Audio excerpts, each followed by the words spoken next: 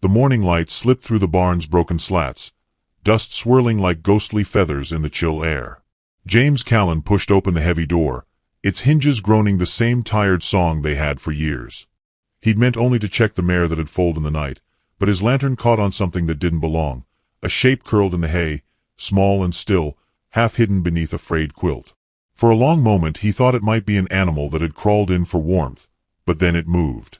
A hand, thin, trembling, human, shifted the quilt aside, and a pair of startled eyes looked up at him through the half-light. She couldn't have been much younger than him, mid-20s, maybe, but her face carried the weariness of someone who'd walked too far and slept too little. Her boots were gone, her feet bruised and red with cold. The torn hem of her dress was stiff with frost. She tried to speak, but her lips barely moved. James knelt slowly, setting the lantern down so it wouldn't blind her. "Ma'am," he said softly, his voice roughened by disuse.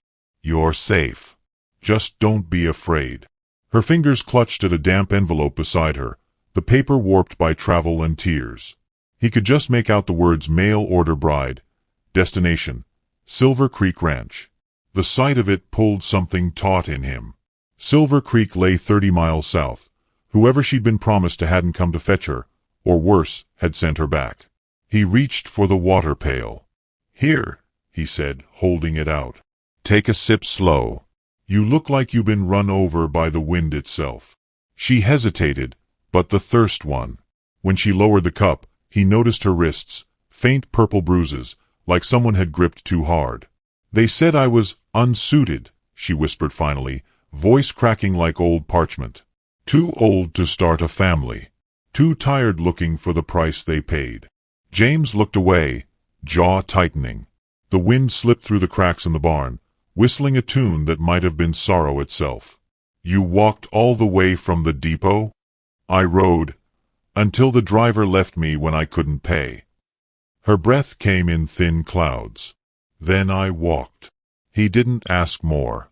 The answers would be heavier than her pack. He stood, pulled his coat from his shoulders, and laid it around her like a blanket. "There's a fire in the cabin," he said. "You'll warm faster there." She shook her head weakly. "If you're kind, you'll let me rest here. I won't stay long." The word lingered, sharp as glass. He'd heard less of it since the drought took half his herd and left him with debts he'd never asked for.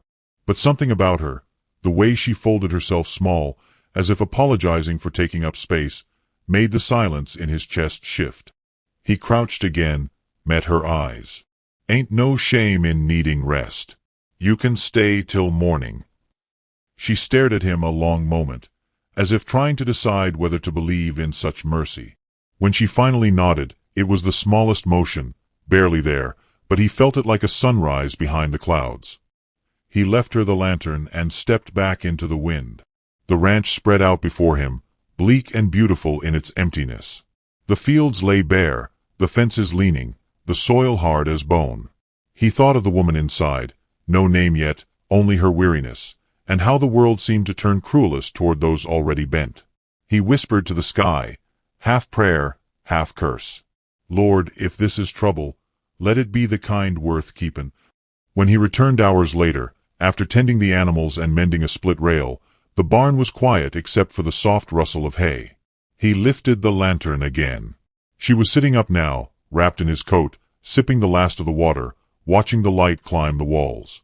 For the first time, he saw something behind her eyes. Not fear, but a kind of stunned gratitude, like she couldn't remember the last time anyone had treated her gently. Outside, dawn began to rise, a thin gold ribbon cutting through the cracks, touching her face. She closed her eyes against it, and for an instant she looked almost peaceful. James watched her, knowing nothing about who she'd been or what had driven her here, only that fate had placed her in his barn on a morning when he'd stopped expecting miracles. Then, faintly, through the hum of wind and waking earth, she whispered a single line. Not to him, not even to God, but to herself. "Maybe kindness ain't dead yet." And for the first time in a long while, James wasn't sure if he wanted the day to end or the morning to never stop breathing. The smell of bread rose through the cabin like a prayer answered late. Evelyn stirred awake on the small cot near the fire, her body aching in every forgotten place. The sound of rain against the tin roof came steady and soft, as if the world itself was trying not to startle her. On the table beside her sat a tin cup of water and a folded blanket, clean, still warm from the fire. She blinked in disbelief, half afraid to touch either. James moved quietly by the hearth, sleeves rolled to his elbows, the morning light cutting through the window and finding the dust in the air. He wasn't a man of many words. His silence filled rooms the way others filled them with talk. When he noticed her eyes open, he only nodded and turned the bread in the iron pan. "You'll need something warm in you," he said. "Can't run on air and apologies." She tried to sit up but winced, clutching her side. He was beside her before she could protest, steadying her with a hand that was gentle but certain. "You've not been eating right," he murmured. "World don't feed its wanderers much." Evelyn wanted to thank him, but the words tangled. Gratitude was dangerous. It made one feel seen, and she wasn't sure she wanted that. She had lived too long behind lowered eyes, always ready to be dismissed before anyone had to say the words. When he placed the bread before her, she hesitated. It wasn't the bread, it was the kindness. She tore a small piece, hands trembling. "You baked this." He gave a faint smile. "Only because the stove don't bite." For a few minutes, neither spoke. The only sounds were the creak of the chair, the slow rhythm of chewing, and the tick of the clock on the mantel. Outside, the rain thinned to a drizzle, leaving behind the smell of wet earth and pine. Evelyn glanced around the cabin, the patched wallpaper, the worn Bible on the shelf, a child's drawing tacked beside it of a horse and a sun. "You have a family?" she asked softly. He followed her gaze. "Did once. Wife passed 2 winters ago. Son before that. Fever." He didn't say more. The words were heavy, and he spoke them like he'd carried them too long to set them down gently. Evelyn lowered her eyes. "I'm sorry." He shrugged. "Life takes its tithe. Don't owe me sorrow." She traced the rim of her cup, her fingers pale against the tin. "And you don't ask who I am, or why I was in your barn." James leaned back, folding his arms. "Don't reckon it matters. You're here. You needed shelter. That's reason enough." Her eyes glistened. "You'll get talk from town if they find out." "Town's been talkin' since the first fence I built crooked," he said dryly. Then, after a pause, softer, "I ain't in the business of caring what folks think when someone's cold." The fire crackled, filling the silence between them with warmth instead of words. Evelyn watched him move, the quiet steadiness of his hands, the way he kept the fire alive without seeming to notice he was doing it. There was something unspoken in his manner, a grief that had learned how to live alongside duty. She rose unsteadily, limping toward the door. "I should go," she murmured. "You've done more than enough." He was beside her again, faster than she expected. "Your foot's swollen," he said. "Sit." She obeyed before realizing it. He took a strip of clean cloth from a drawer, knelt, and wrapped it around her foot with care that felt too intimate for strangers. "You don't owe me a thing," she whispered. "Then let's call it kindness owed to the next soul that needs it," he said, tying the knot. For a heartbeat, neither moved. The light shifted, catching on her face, and he saw the shadow of something long starved, a flicker of belief that maybe she hadn't been forgotten entirely. Outside, the church bell from town rang faintly through the rain. James looked toward the window, expression unreadable. "You're welcome to stay till you can stand proper." Evelyn opened her mouth, then closed it again. Some words weren't meant to be spoken. They just lived in the space between people who'd both seen too much loss. As he returned to the hearth, she noticed a single verse written in his Bible's margin, "Be not forgetful to entertain strangers, for thereby some have entertained angels unawares." She read it once, twice, and her throat tightened. When he glanced back, she quickly turned away, pretending to study the fire. But a single tear slipped down her cheek, catching the glow like glass. He didn't speak, didn't move, only added another log to the flame. Outside, the rain had stopped. Inside, 2 strangers shared the quiet weight of bread and silence, and something in the room, fragile and unnamed, began to breathe. The thaw came early that spring, softening the roads and drawing the town back to life. Evelyn stood by the window, wringing her apron with nervous fingers, watching a group of riders pass on the muddy street below. Their voices carried faintly through the breeze, laughter, a snatch of song, then silence when they caught sight of her standing in James Callan's cabin.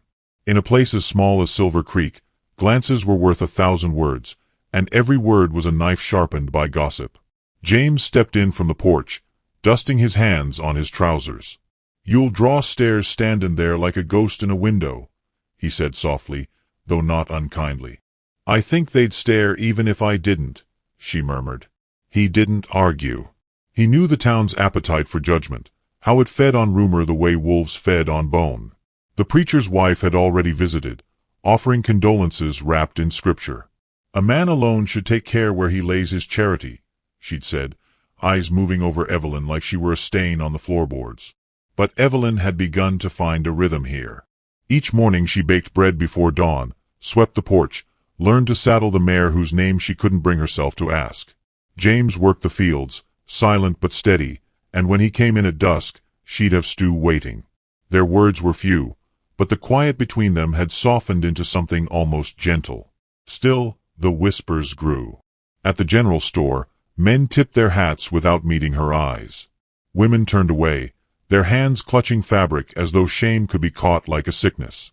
Evelyn bore it quietly, though sometimes her hands shook when she paid for flour.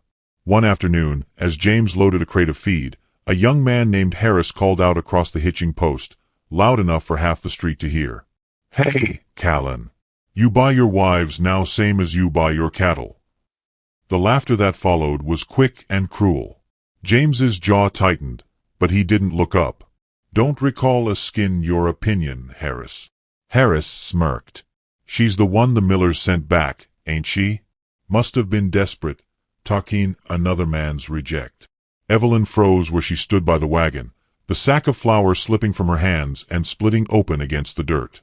White powder billowed around her like smoke. The town went quiet, the kind of silence that fed on spectacle. James turned slowly, his eyes cold as a winter river. "That'll be enough." The boy's grin faltered under the weight of it. James didn't shout, didn't threaten. He simply looked at him the way a man looks at a rattlesnake, calm but certain. Harris muttered something and walked off, the crowd dispersing with him. Evelyn crouched, trying to gather the spilled flour with shaking hands. "I'm sorry," she whispered.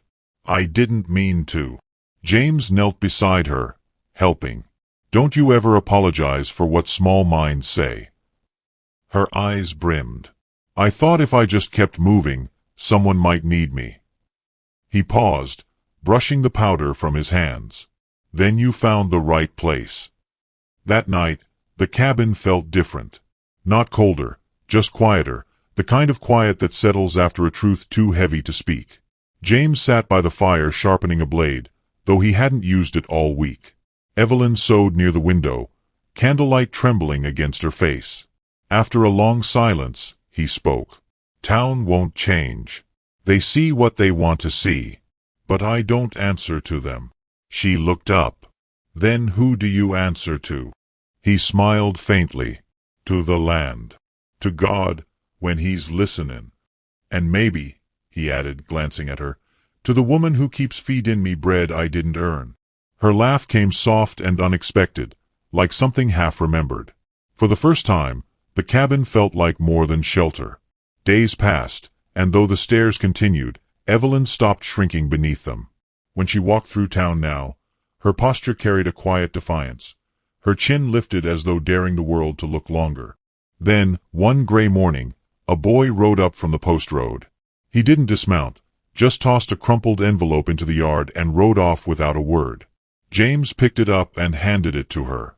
Evelyn unfolded it slowly. The paper was water-stained, the ink smeared, but she could still read the words stamped across it: "Contract nullified, return to sender." Her breath caught. She sank to her knees, clutching the letter to her chest. "Even paper can shame me," she whispered. James knelt beside her, steady and wordless. When she finally looked up, he said, "You want to tear it, burn it, keep it, it's your choice. But it don't change what I see." She met his gaze. "And what do you see?" He hesitated, then said quietly, "Someone worth staying for." Outside, the church bell tolled again, as if the town itself were listening. Evelyn folded the letter, placed it gently into the fire, and watched it burn until only ash remained. The last of the smoke curled toward the ceiling like a prayer, one the town would never hear, but heaven might. The first snow came without warning, sweeping across the plains like a pale army marching out of heaven. By nightfall, the wind had found its way through every crack in the cabin walls, whistling low like a sorrow that couldn't keep quiet. James stacked wood by the hearth, jaw clenched, while Evelyn moved between stove and table, her breath fogging the air despite the fire's struggle. The harvest had failed early. Supplies were thin. What little they had, cornmeal, dried beans, a heel of bacon, wouldn't last long. Outside, the cattle bawled in the cold, their cries cutting through the storm. Evelyn pulled her shawl tighter. "They'll freeze if left out much longer," she said. James didn't look up. "So will you if you step foot out there?" "I can help," she insisted. "I've seen hunger before, and it's always worse when it's got a heart to feed on." He turned to her then, the lamplight catching the edges of his face, hard lines softened by concern. "You've got a stubborn streak that could outlive the wind." She gave a tired smile. "Takes one to know one." The storm howled on. Through the long hours, they worked side by side, mending cracks with rags, covering the door with an old quilt. Evelyn fed the fire until her hands blistered. When she finally sank into a chair, she saw the Bible open on the table beside her. James must have left it there while checking the animals. Her eyes caught a line underlined in faint pencil. "The fire shall try every man's work of what sort it is." She read it twice, letting the words settle like snow on her mind. By morning, the wind had stilled, but the cold deepened. The barn roof sagged under the weight of frost. James came in from outside, face raw and red. "We lost 2 calves," he said, voice flat. Evelyn's hands went still over the dough she'd been kneading. "Then we'll feed the living with what's left." He frowned. "We can't spare the flour." Her gaze lifted, steady. "You can't eat pride, James. Not even out here." He wanted to argue, but the defiance in her eyes disarmed him. She had that same quiet fire she'd carried the day he found her in the barn, a flame small enough to cup in his hands, but fierce enough to survive the wind. That night, she divided the dough into thin loaves, baking them slowly while the fire burned low. The smell filled the room with a fragile kind of comfort. James watched from his chair, arms crossed, but when she handed him the smallest piece, he took it. "This ain't enough to last," he said quietly. "It's enough to remember we're still alive," she answered. Outside, the storm returned, harsher this time. Hours later, Evelyn woke to smoke, the scent sharp, biting. She sat up fast. The wood near the hearth had caught. A spark must have jumped when the wind pushed through the chimney. Flames licked the floorboards, small but hungry. "James!"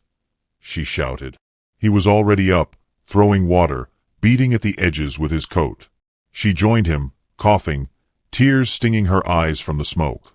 For a terrifying moment, the fire clawed higher, searing the corner of the roof. But together they fought it, her with a wet blanket, him with bare hands until the flames gave a final sigh and died. They stood there, panting in the smoky haze. The air was thick with the smell of burned wood and sweat and fear. Evelyn dropped the blanket, trembling. "We almost lost everything," she whispered. James looked around at the blackened floor, then at her face streaked with soot. "No," he said softly. "Not everything." He reached out, brushing the ash from her cheek with the back of his hand. Her eyes met his, wide and glistening. Something wordless passed between them, something truer than gratitude, stronger than survival. When dawn came, they stepped outside to see the world remade.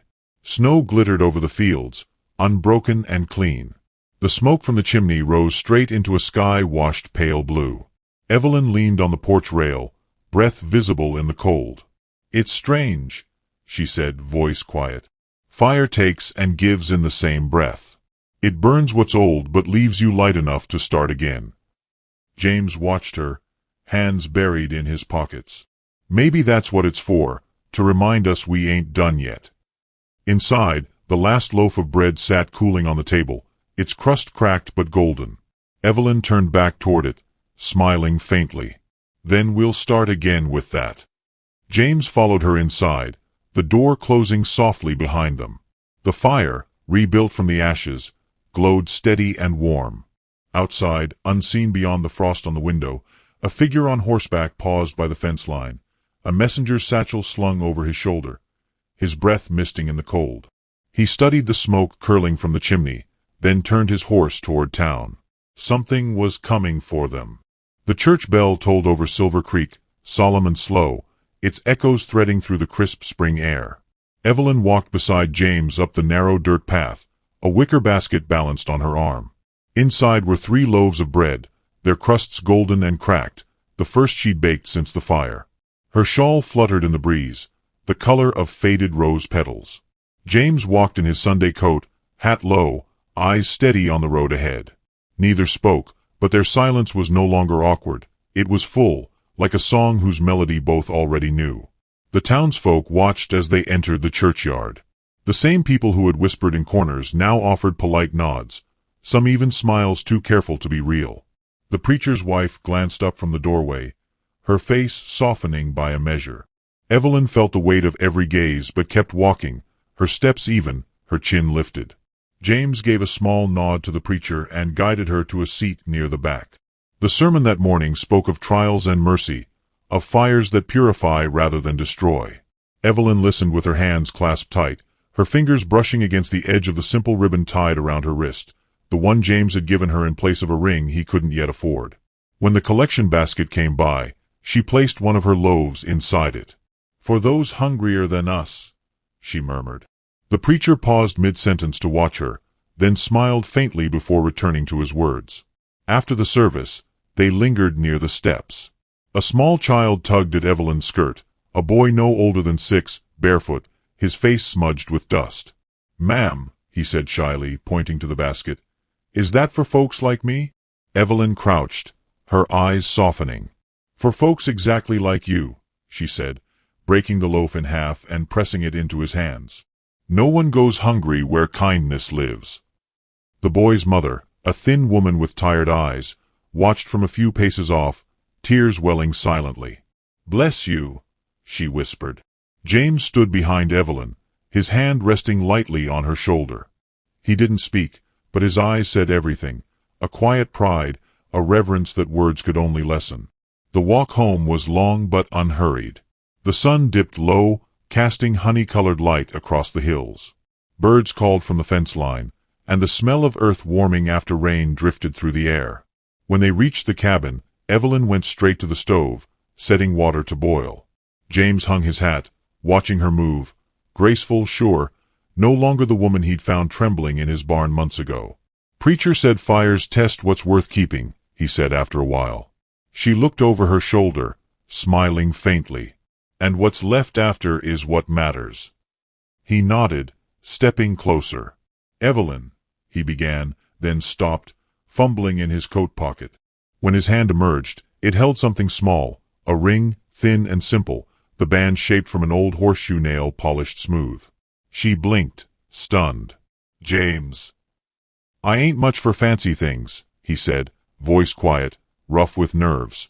"But this is the best I can make with what I've got. If you'll have it, that is." Tears shimmered in her eyes, catching the firelight.